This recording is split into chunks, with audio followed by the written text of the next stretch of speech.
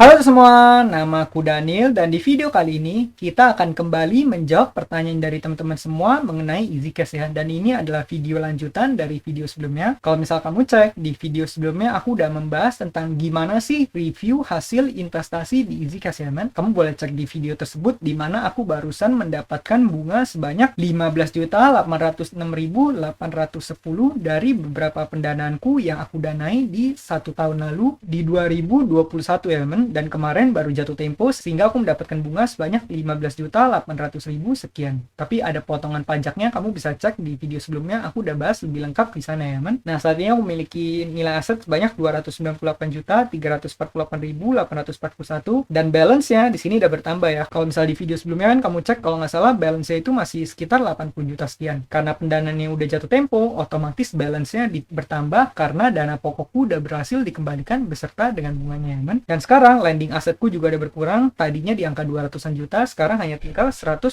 juta. Karena pendanaanku udah berkurang, karena dananya udah dibalikin ya, man. Oke, sekarang kita bakal langsung menjawab pertanyaan dari teman-teman semua mengenai EasyCash ya. Yang pertama, dari Kak Healing Terapi 8989, tolong jelaskan lebih detail perhitungan bunganya. Jika 7 hari, 7/365 kali bunga, jika 30 hari, sekian-sekian. Nah, ini maksudnya diminta untuk melakukan perhitungan bunga secara detail di EasyCash ya, man. Ini kalau nggak salah aku udah pernah bahas di video sebelumnya, tapi nggak apa-apa, di sini aku bakal jelasin lagi karena mungkin ada juga kan teman-teman yang baru mampir ke channel ini dan baru pertama kali menonton video mengenai EasyCash ini. Jadi aku bakal terangin lagi mengenai perhitungan bunga di EasyCash ya, man. Oke, sebelum mulai, simpelnya gini ya, man. Kamu bisa menggunakan rumus ini. Rumusnya adalah modal investasi dikalikan dengan persentase bunga, kemudian dikalikan terminnya ini dalam hari ya, man. Kemudian terakhir dibagi dengan 365. Nah, di sini pun aku udah masukin ya. Di sini dananya adalah modal yang kita masukkan atau modal yang kita lending. Kemudian di sini adalah rate bunganya. Di sini kemudian kita masukin terminnya. Terus terakhir di sini adalah returnnya. Tapi di sini hasil return ini adalah return yang kotor atau sebelum pajak. Sehingga di sini aku masukin perhitungan pajak ya, man. Kalau misal kamu udah submit NPP, potongan pajaknya 15%. Kalau misal belum submit, potongannya 30%. Sehingga nanti kalau misalnya dikalkulasiin dari return before tax dikalikan tax terus diselisihin, maka nanti hasil net returnnya ada di angka ini ya, man. Oke, jadi di sini kita tinggal masukin dana seperti biasa, kemudian di sini bunga, kemudian di sini termin. Nah, return before tax ini rumusnya adalah A2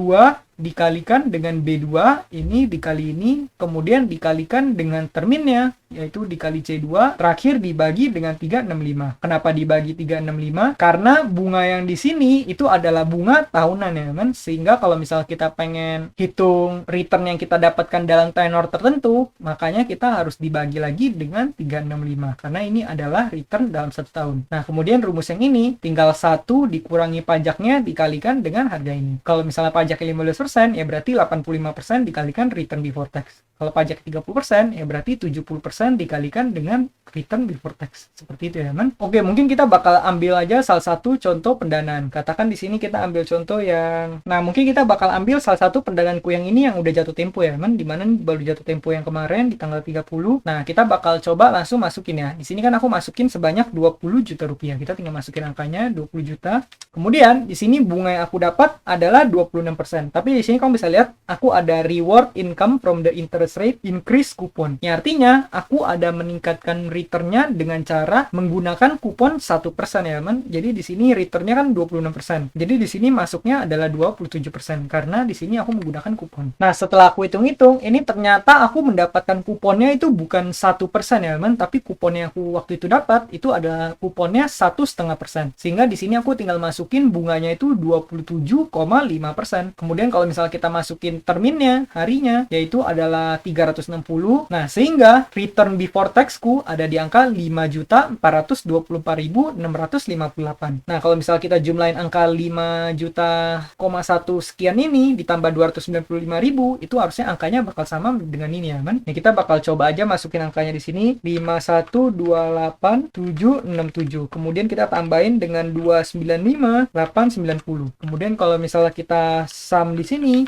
harusnya angkanya bakal sama ya men. Ini angkanya adalah 5.424.657. Sama ya men, 5.424.658. Ini cuma beda Rp1, itu cuma masalah pembulatan kecil. Oke, di sini kita bakal hitung teksnya. Teksnya adalah di sini bukan 30%, yaitu 15%, karena aku udah submit NPWP ya men. Kalau kita pencet enter, nih kamu bisa lihat nanti bersihnya aku mendapatkan sekitar 4.610.958. Nih kamu bisa lihat ya, income after tax ada di angka 4.610.958. Nah, jadi gitu ya buat Kak Healing Terapi. Caranya adalah kamu semudah dengan menggunakan rumus ini aja. Modal investasi dikalikan persentase bunga dikali termin dibagi dengan 365. Kalau misal kamu masih bingung, kamu boleh download aja sheet ini. Nanti kamu boleh edit-edit di sini ya kan. Kamu tinggal save as copy, kemudian kamu edit. Kamu tinggal otak-atik angkanya, kamu ganti bunganya, ganti dananya, ganti terminnya. Nanti secara otomatis bakal dihitungin ya kan. Semoga membantu ya buat Kak Healing Terapi. Berikutnya dari Kak Nur Safei, kok ini bonus kupon misal 1%. Terus kita pakai untuk tenor 1 bulan. Artinya 1% per 12 ya. Nah, kalau misalnya kamu pengen hitung secara totalnya, ya bener 1% kemudian dibagikan dengan 12. Tapi kalau misal kamu nggak mau ribet, kamu tinggal langsung jumlahin aja di sini ya kan. Kamu tinggal masukin rumusnya di sini. Dimana kalau bunganya biasa kamu dapatnya, katakan di sini bunganya kalau misalnya kamu ambil yang tenor 1 bulan kan berarti bunganya itu sekitar di angka 15%. Nah, kamu nggak usah pusing, kamu langsung tinggal masukin di rumus ini, kamu masukinnya 16%. Katakan di sini 16%. Kemudian di sini kamu masukin dana 100 juta. Kemudian di sini adalah tenornya 30 hari. Nah, kalau misalnya dihitung, nanti return before tax-nya ada di angka ini. Kemudian net return-nya kamu bakal dapat sekitar 920.548. Jadi untuk mempermudah perhitungannya, kamu tinggal masuk di rumus keseluruhannya. Kemudian dari rumus itu, kamu tinggal tambahin kuponnya aja. Misalnya return-nya 15%, kamu tambahin 1% jadi 16%. Angkanya kamu ganti, nanti kamu bakal langsung mendapatkan perhitungan lengkapnya ya. Kamu nggak usah hitung satu persatu seperti ini, karena ini bakal jadi sedikit lebih ribet. Dan kalau misalkan masih bingung, kamu boleh juga download sheet ini, nanti kamu bisa edit di sini ya. Kalau misalnya nanti kamu ada pertanyaan lagi, boleh tulis kolom komentar, nanti aku bakal bantu jawab di video-video berikutnya. Semoga bantu ya buat Kak Nur Safei. Berikutnya dari Kak Ngonten Iwak, Bang, NPWP berhasil ditinjau itu ngelihatnya dari mana? Soalnya kalau tanpa NPWP, pajaknya kan tinggi, 30%. Saya ada NPWP tapi tidak pernah lapor, soalnya penghasilan masih di bawah wajib pajak. Apa masih bisa dipakai di EasyCash? Jawabannya adalah bisa, cuma kalau misal kamu nggak submit NPWP, ya kamu bakal kena potongannya 30%. Kalau kamu submit, potongannya 15%. Nah, kalau misalnya kamu pengen tanya gimana cara ngeceknya udah ditinjau atau belum, kamu boleh ke bagian home di sini ya, kan? Setelah itu, kamu tinggal scroll ke bagian banner, kamu cari yang banner tulisannya lengkapi data NPWP. Kemudian kamu tinggal pencet lengkapi sekarang di sini. Nah, di sini kamu bisa ngecek apakah NPWP kamu udah ditinjau atau belum. Kalau misalnya NPWP kamu masih belum, nanti tulisannya di sini masih menunggu review ataupun kamu belum submit datanya. Tapi kalau misalnya data kamu udah kamu submit dan udah lolos peninjauan, nanti di sini bakal tulisan seperti ini. Data lolos peninjauan. Terus kalau misalnya kamu lihat ke bawah, ini udah nggak bisa diatur-atur lagi ya, kan? Udah nggak bisa diotak-atik lagi, karena kalau misalnya kamu pengen ganti, itu kamu harus ganti secara manual, kayaknya harus kirim email dan nanti bakal diganti oleh customer service-nya. Nah, kalau misalnya kamu lihat di sini, aku juga udah mensubmit nomor KTP, udah submit KTP juga fotonya, udah submit juga foto NPWP. Dan di sini kita udah nggak bisa otak-atik lagi ya, kan? Dan tombol kirimnya pun udah nggak bisa dipencet. Jadi seperti itu ya, kan? Kamu tinggal cek ke bagian atas ini, kamu tinggal baca tulisannya apakah udah data lolos peninjauan atau belum. Dan kalau misalnya kamu tanya berapa lama prosesnya, waktu itu aku cepet banget sih. Kalau nggak salah aku submitnya itu sekitar dalam 2 hari itu pun udah datanya langsung diterima dan udah beres ya, kan? Dan bahkan waktu itu aku submitnya itu hanya menggunakan NPWP digital. Jadi aku hanya menggunakan foto yang aku foto dari layar monitor. Aku tinggal tampilin NPWP ku di monitor, kemudian aku foto, aku submit fotonya, itu pun masih diterima dan berhasil ya, kan? Nggak seperti beberapa platform lain, kalau nggak salah di Rupiah Cepat atau di Uangmi itu kita harus ngeprint NPWP-nya dalam bentuk kertas dan kemudian kita submit dalam bentuk kertas. Jadi harus ada bentuk fisiknya. Kalau misalnya di EasyCash nggak perlu seperti itu, ini sangat mudah ya, kan? Sangat convenient. Semoga bantu ya buat Kak Ngonten Iwak. Berikutnya dari Kak Adi Comang, Bang, rekening yang terdaftar di aplikasi EasyCash saya kan ada Cbank.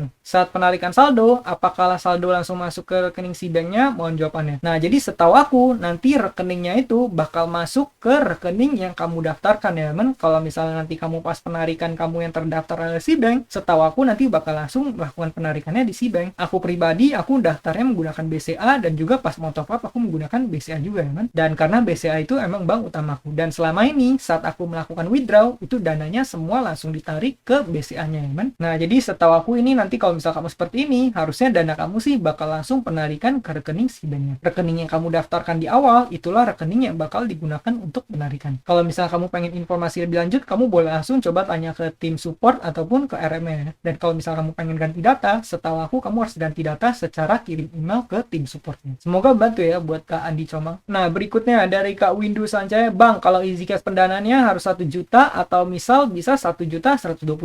Nah, ini aku udah bahas di video sebelumnya. Kamu boleh cek ke bagian video yang satu ini ya, teman, di mana aku membahas review lengkap easy cash. Aku jabarin semua kelebihan dan kelemahan yang ada di platform ini, dan di situ aku udah sebutin ya. Salah satu kelebihan yang aku suka dari easy cash ini adalah kamu bisa mendanai dengan nominal berapapun. Yang penting minimal 1 juta rupiah. Tapi asalkan uangnya lewat 1 juta, itu uangnya bener-bener fleksibel, kamu bisa danain berapapun. Contoh, di sini kamu pengen masukin 1.125.000. Kalau misalnya kita contoh, katakan di sini aku pencet land now. Nah, kalau kita pencet land now, nih aku bakal masukin 1000125. Nih, kamu bisa lihat ya, aku bisa melakukan landing di angka 1.125.000 rupiah. Dan ini adalah kelebihan yang mantep banget dari easy cash, karena dengan ada kelebihan ini, artinya uang kamu semuanya bisa bekerja secara maksimal. Uang kamu nggak ada yang nganggur. Karena di beberapa platform ada juga tuh yang kita hanya bisa mendanai dengan kelipatan tertentu ya. Misal kita mendanai dengan kelipatan 1 juta, 2 juta, 3 juta. Sehingga kalau misalnya uang kamu katakan 1.230.000, ya kamu nggak bisa mendanai 230.000, kamu hanya bisa mendanai 1 juta. Nah, kelebihan di easy cash ini, kamu bisa mendanai dengan angka berapapun, sehingga uang kamu nggak ada yang nganggur. Semuanya bisa kamu pekerjakan kalau di easy cash. Ini salah satu yang aku suka banget dari easy cash juga ya, man. Jadi buat Kak Windu Sancaya, jawabannya adalah bisa. Yang penting minimal 1 juta, tapi angkanya berapapun itu bebas. Yang penting minimal kamu top up-nya 1 juta